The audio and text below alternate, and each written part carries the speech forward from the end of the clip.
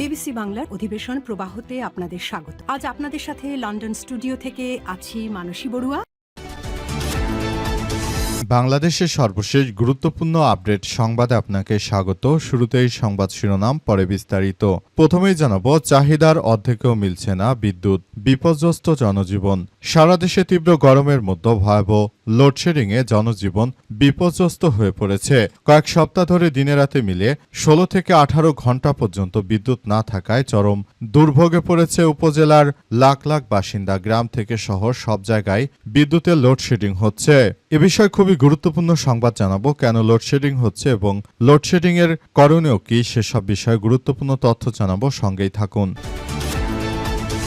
এরপর জানাবো, প্রতিমন্ত্রী শামা ওবায়েদ বললেন, বিএনপি সরকারের পক্ষেই এত সুন্দর বাজেট বাস্তবায়ন করা সম্ভব। পররাষ্ট্র প্রতিমন্ত্রী ফরিদপুর 2 আসনে সংসদ সদস্য শামা ওবায়েদ বলেছেন, বিরোধী দল এই বাজেটকে নিয়ে দিবাস্বপ্ন এবং চ্যালেঞ্জের বাজেট বলছে। আসলে এই বাজেট দিবাস্বপ্ন নয়, এটা বাস্তবায়ন, এটা বিএনপি সরকারের পক্ষেই বাস্তবায়ন করা সম্ভব বলে জানিয়েছেন প্রতিমন্ত্রী শামা ওবায়েদ। আর জাতীয় সংসদে বাজেটের উপর আলোচনায় সব কথা বলেন শামা ওবায়েদ। এদিকে জুলাই বিপ্লবে রামপুরায় হত্যাকাণ্ড, সাবেক ডিএমপির কমিশনার হাবিব সহ 3 জনের মৃত্যুদণ্ড।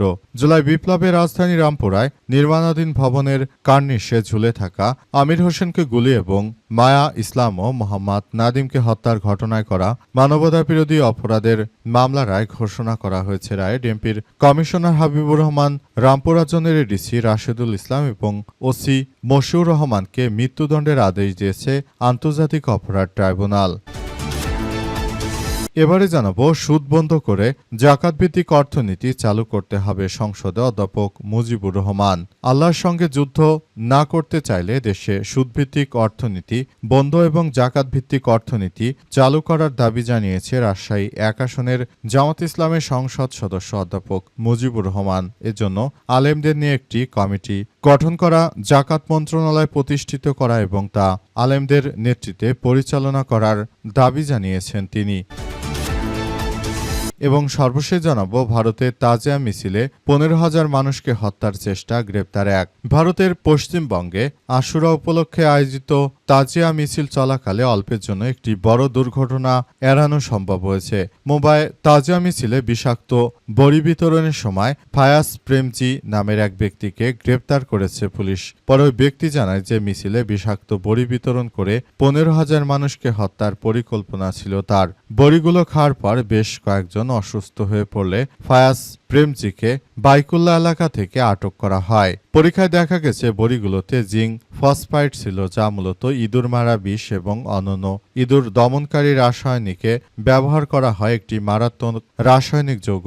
সূত্রের বরাত দিয়ে এনডিটিভি জানিয়েছে যে প্রেমজি পরে স্বীকার করেছেন যে তিনি সেদিন হাজার হাজার মানুষকে বিষ প্রয়োগ করতে চেয়েছিলেন। প্রিয় দর্শক, এতক্ষণ শুনছিলেন সংবাদ শিরোনাম, এবারে বিস্তারিত।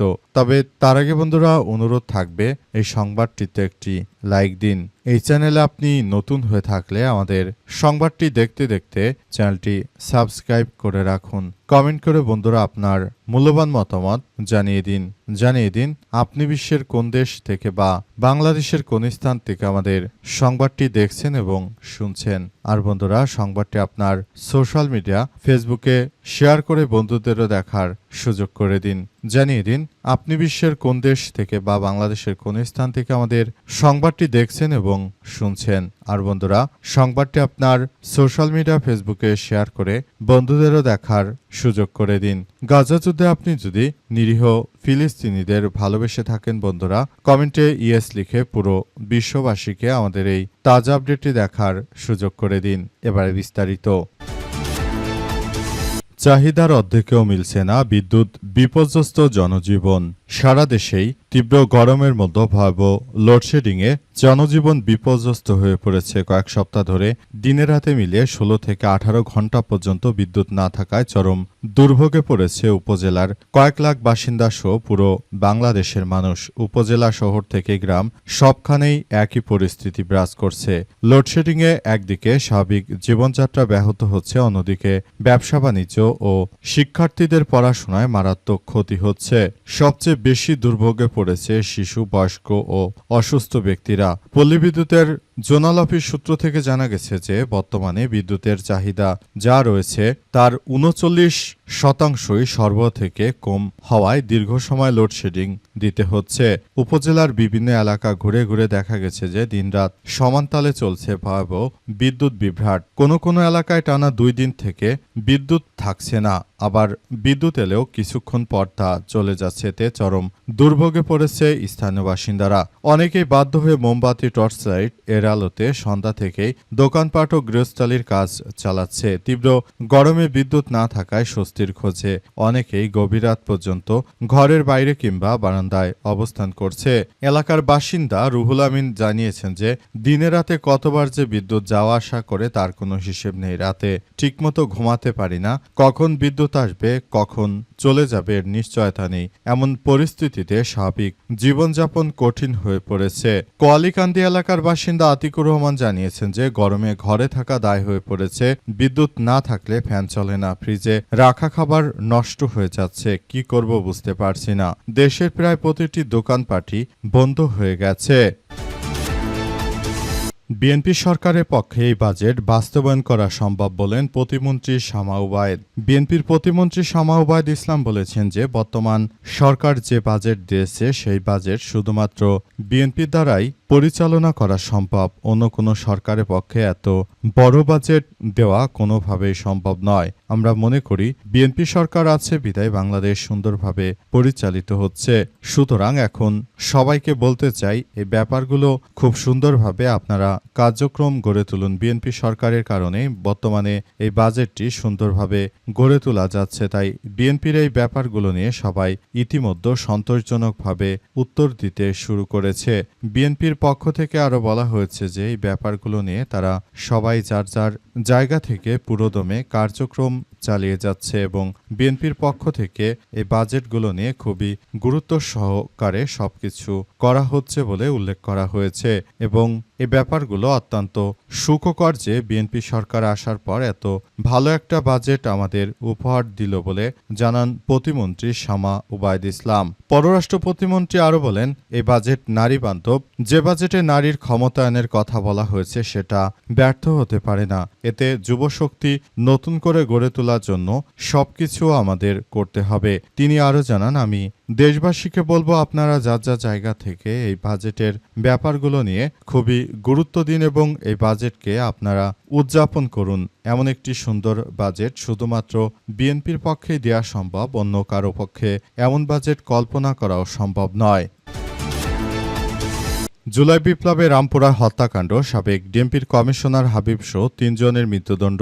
জুলাই বিপ্লবে রাজধানীর রামপুরায় নির্মাণাধীন ভবনের কার্নিশে ঝুলে থাকা আমির হোসেনকে গুলি এবং মায়া ইসলাম ও নাদিমকে হত্যার ঘটনায় করা মানবতাবিরোধী অপরাধের মামলায় রায় ঘোষণা করা হয়েছে। রায়ে ডিএমপির কমিশনার হাবিবুর রহমান, রামপুরা জোনের এডিসি রাশেদুল ইসলাম এবং এসি মশিউর রহমানকে পৃথক মৃত্যুদণ্ড দেওয়া হয়েছে। এছাড়াও এসআই তারিকুল ইসলামকে যাবজ্জীবন এবং পুলিশের এএসআই চঞ্চল চন্দ্র সরকারকে 20 বছরের কারাদণ্ড দেওয়া হয়েছে। আজ 12টার দিকে আন্তর্জাতিক অপরাধ ট্রাইব্যুনাল 1-এর চেয়ারম্যান বিচারপতি গোলাম মর্তুজা মজুমদারের নেতৃত্বাধীন 3 সদস্যের বিচারিক প্যানেল এই রায় ঘোষণা করেছে। প্যানেলের অপর 2 সদস্যরা হলেন বিচারপতি শফিউল আলম মাহমুদ, বিচারপতি মহিতুল হক এনাম চৌধুরী। মামলার 5 আসামির মধ্যে 4 জন পলাতক রয়েছেন। হাবিব ছাড়া পলাতক অপর আসামিরা হলেন খিলগাঁও অঞ্চলের সাবেক এডিসি রাশেদুল ইসলাম, রামপুরা থানার সাবেক ওসি মশিউর রহমান এবং সাবেক